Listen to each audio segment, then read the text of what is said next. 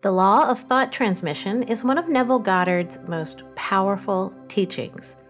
Yet many people don't understand and therefore are not able to use this powerful law because Neville's wording can be dense and sometimes hard to understand. But as you are about to discover, it becomes crystal clear when you look at this law from the perspective of frequency. This is the key to unlocking this powerful law so you can put it into practice in your own life. Most people don't realize how many unwanted experiences they are attracting with their daily thoughts, and how easy it really is to turn that around. The powerful concept that Neville Goddard is teaching here unlocks the secrets to using the law of attraction effortlessly.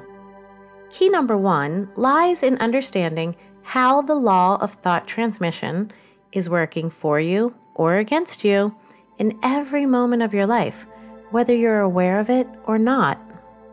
Let's begin by looking at the core teachings that Neville Goddard shares in Chapter 5 of Prayer, the Art of Believing, and then we'll explore the specific ways you can put this into practice in your own life.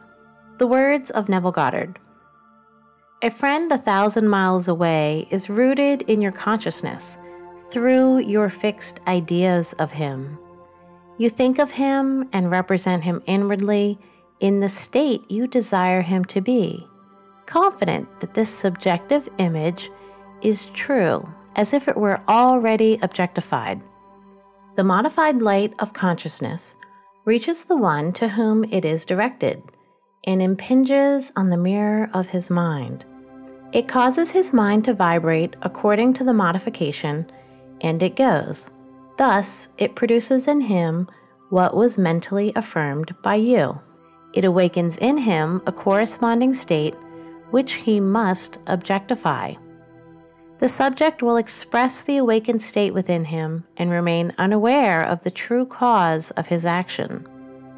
The subject has no power to resist your controlled subjective ideas of him, unless the state you affirm to be true of him is a state he is incapable of wishing to be true of another. In that case, it returns to you, the sender, and will realize itself in you. Those are the words of Neville Goddard. Now, what does this law put into action in our everyday lives really mean? Let's say you are thinking about a former friend with whom you've had a falling out. You're reminding yourself of what a terrible person they are and how they wronged you. As Neville states, confident that this subjective image is true, as if it were already objectified. The vibrational frequency of your thought is transmitted to the former friend. As Neville states, the subject will express the awakened state within him and remain unaware of the true cause of his action. Shortly after spending time with these thoughts, you hear from mutual friends that he or she is now spreading gossip about you. Now, this seems to validate your assumptions, but in fact, this is an action caused by the nature of your thoughts about that person. So why and how does this work? Let's look at the mechanics behind this law so you can start using it to your advantage. Principle number 1. Your physical distance from the person is irrelevant. We can understand this through quantum entanglement. Neville states, a friend 1,000 miles away is rooted in your consciousness through your fixed ideas of him. The friend is 1,000 miles away. The distance is irrelevant.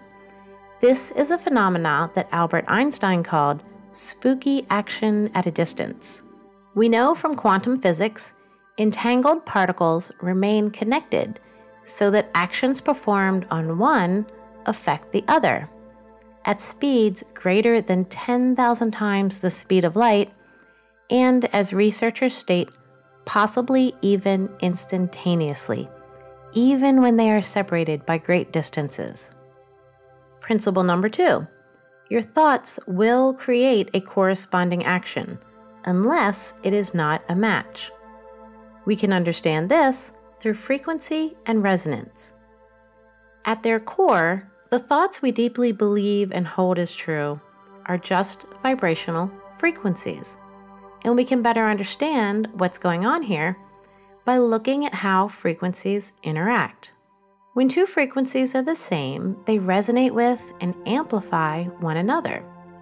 When two frequencies are not the same, there will be no resonance.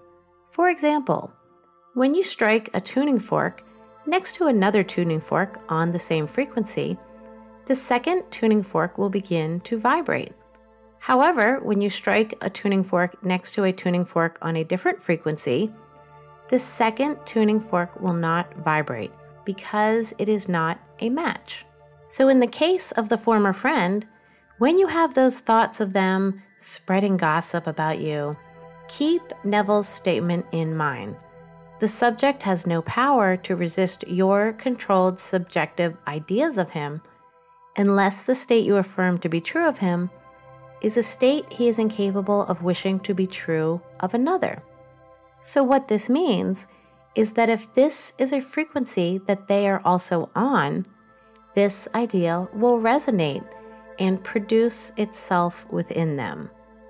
And so, without their conscious awareness, they begin spreading the gossip, never truly knowing where the impetus to do so came from. However, if they do not hold that same frequency, again, as Neville stated, unless the state you affirm to be true of him is a state he is incapable of wishing to be true of another, in which case they are not on that same frequency.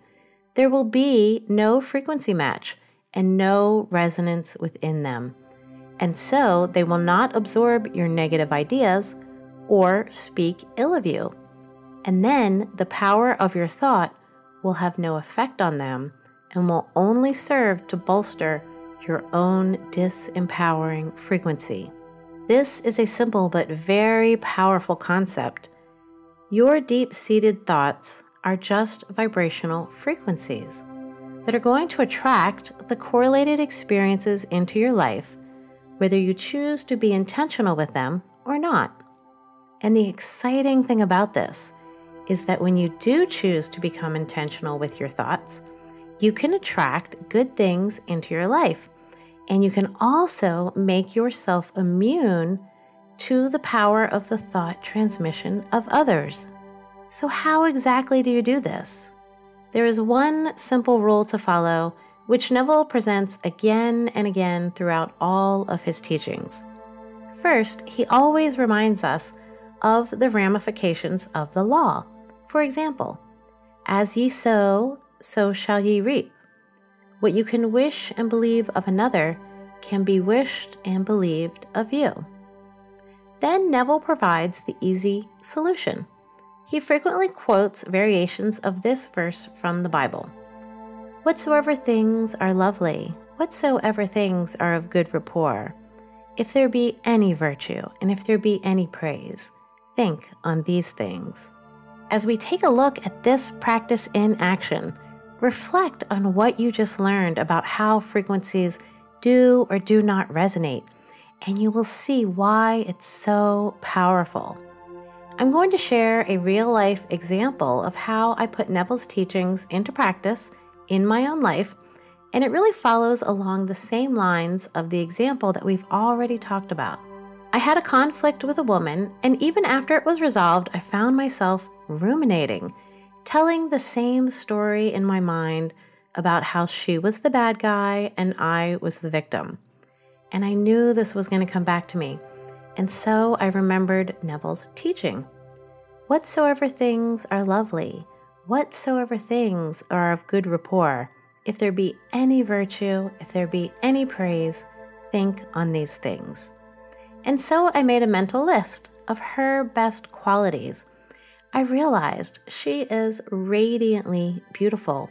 She is a very strong woman.